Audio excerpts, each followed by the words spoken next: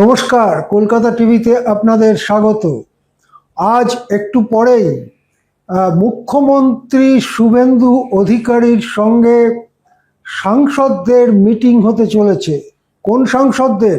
যে সাংসদরা তৃণমূলের টিকিটে জিতেছিলেন এবং তারপরে ভোট যেই হয়েছে বিধানসভার ভোট, তারপরেই দল বেঁধে তৃণমূল ত্যাগ করেছেন। সংখ্যায় 20 জন। তারা এনসিপিআই বলে একটি অচেনা রহস্যময় দলে যোগ দিয়েছেন। তারা এনডিএর সঙ্গে থাকতে চাইছেন। এনডিএর মিটিংয়ে কখনো ডাক পাচ্ছেন, কখনো পাচ্ছেন না। লোকসভায় তাদেরকে বসতে দেওয়া হয়েছে তৃণমূলের সঙ্গেই। লোকসভার টিভিতে তাদের নাম দেখা যাচ্ছে তৃণমূল হিসেবে, অথচ তারা নিজেরা বলছেন তারা তৃণমূল বিরোধী, এনডিএর অংশ। এই যে নানান সমস্যার মধ্যে এই 20 জন সাংসদ এই কতগুলো সপ্তাহ কাটিয়ে দিলেন, তার কি কোনো সমাধান মিলবে? সেই ব্যাপারেই কি আজকে মুখ্যমন্ত্রী শুভেন্দু অধিকারী দিল্লিতে উড়ে যাচ্ছেন মিটিং করতে? শুভেন্দুর সঙ্গে কিন্তু এই সাংসদদের মিটিং হওয়ার কথা ছিল কদিন ধরেই।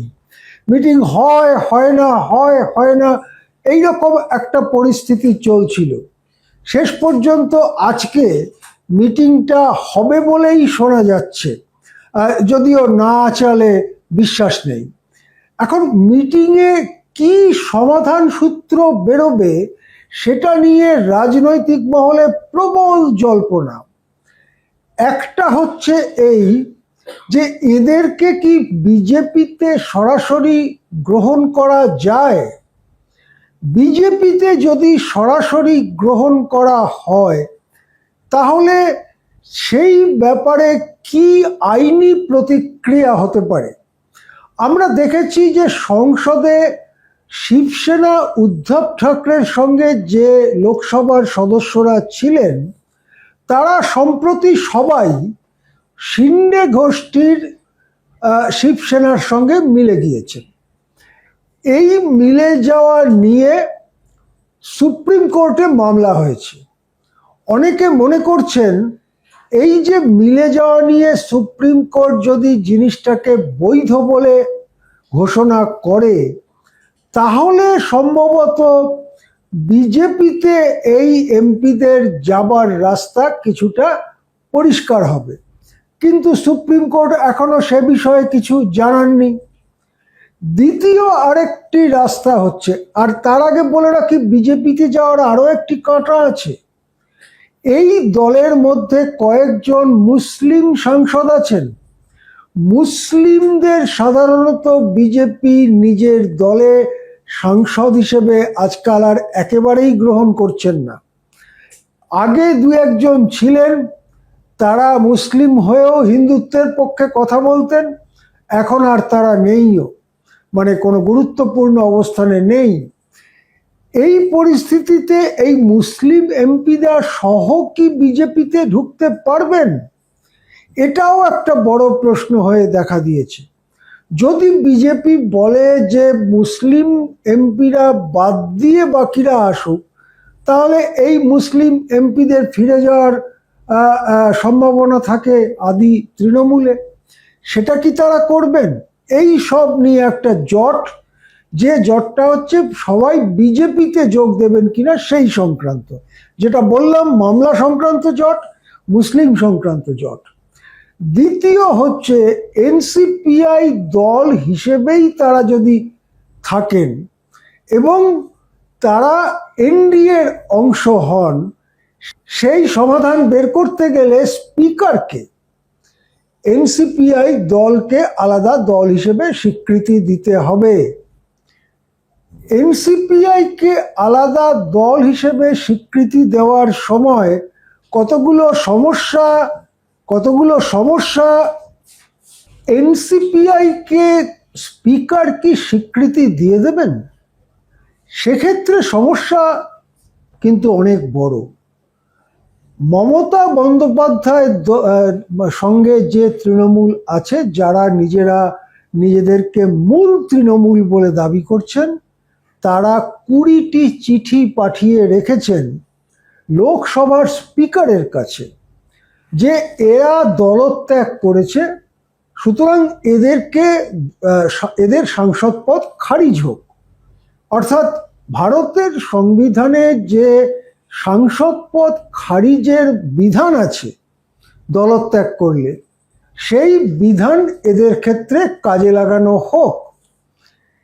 যদি স্পিকার এনসিপিআইকে এনডিএর অংশ হিসেবে, আলাদা দল হিসেবে স্বীকৃতি দিয়ে দেন, তাহলে এই যে দরখাস্তগুলো রয়েছে তাদের সাংসদ পদ খারিজ করার, সেগুলো সম্পর্কে স্পিকারকে সিদ্ধান্ত নিতে হবে।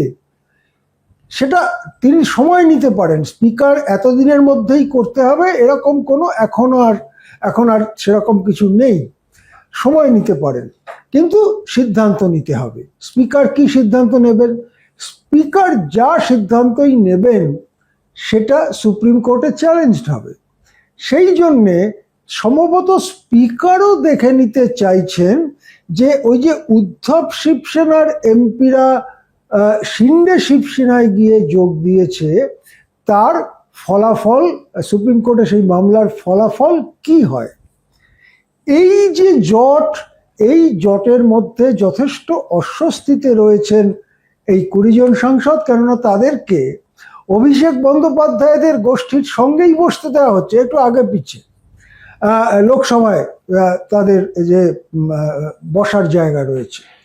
স্বভাবতই রাজ্যসভায় যে মডেলটা ছিল, যে সেখানে সাংসদরা পদত্যাগ করছেন, তারপরে তাদেরকেই আবার টিকিট দিচ্ছে বিজেপি, আবার বিধানসভার মেম্বাররা যেহেতু ভোটার, তারা নির্বাচিত হয়ে রাজ্যসভায় চলে যাচ্ছেন। আগে ছিলেন তৃণমূলের হয়ে, এখন যাচ্ছেন বিজেপির হয়ে। ইতিমধ্যেই 3 জন এই পদ্ধতিতে রাজ্যসভায় পদত্যাগ করা, ভোটে দাঁড়ানো, আবার ঢোকা, এই পদ্ধতিটা কমপ্লিট করেছেন। কিন্তু লোকসভার ক্ষেত্রে সেটা সম্ভব না। লোকসভায় পদত্যাগ করলে উপনির্বাচন হবে এবং সেখানে জনগণ ভোট দেবে, সেখানে কি হয় কিছু বলা যায় না। সেই জন্যে রাজ্যসভার পদ্ধতিটা লোকসভায় নেওয়া সম্ভব হচ্ছে না। এই যে সব মিলিয়ে যে অস্বস্তি, যেটা জানা যাচ্ছে যে এই সাংসদ ভাঙানো বা বিধায়ক ভাঙানো, এ ব্যাপারে কেমন কয়েকজন কেন্দ্রীয় নেতৃত্ব যেমন বিজেপির আছেন, মুখ্য ভূমিকা নিয়েছেন শুভেন্দু অধিকারী। সেই জন্যে শুভেন্দু অধিকারীর সঙ্গে এরা বসতে চাইছেন। এর আগেও এদের কেউ কেউ শুভেন্দু অধিকারীর সঙ্গে দেখা করেছেন। সুতরাং এরা শুভেন্দু অধিকারীর সঙ্গে বসে একটা রাজনৈতিক আইনি সমাধান বার করতে চাইছেন, যেটাতে খুব বিপদে না পড়ে যান। তার সাথে আরও একটি কথা, যে এদের অনেকেই নাকি নিজেদের এলাকায় ঢুকতে পারছেন না, তারা নাকি ডিম খাওয়ার ভয় পাচ্ছেন, যে তাদের দেখলেই যদি শত শত ডিম ছুটে আসে বিজেপির লোকেদের থেকে, তাহলে তারা সে ডিম না পারবেন খেতে, না পারবেন উগড়োতে। ফলে তারা যাতে নিজের নির্বাচনী এলাকায় যেতে পারেন, সেই সব ব্যাপারেও কিছু আলাপ আলোচনা। এমপি ফান্ডের টাকা, এমপি ল্যাড যাকে বলা হয়, বিপুল পরিমাণ টাকা, সেই টাকা এমপিরা খরচ করেন ডিস্ট্রিক্ট ম্যাজিস্ট্রেটের মাধ্যমে। সেই টাকায় যে প্রকল্প এমপি বলেন, সেই প্রকল্পে টাকা খরচা করতে হয়। সেগুলো খরচ করার ব্যাপারে রাজ্য সরকারের সহযোগিতা দরকার। এই সমস্ত ব্যাপারও সাইড এজেন্ডা হিসেবে, পার্শ্ব এজেন্ডা হিসেবে এই বৈঠকে আলোচিত হতে পারে। এখন শেষ কথাটা শেষে বলি, যে সর্বোচ্চ চমক কি হতে পারে? দুটো হতে পারে। 20 জন থাকলেন না, 2-1 জন কমে গেল। কারা? সংখ্যালঘু সাংসদরা।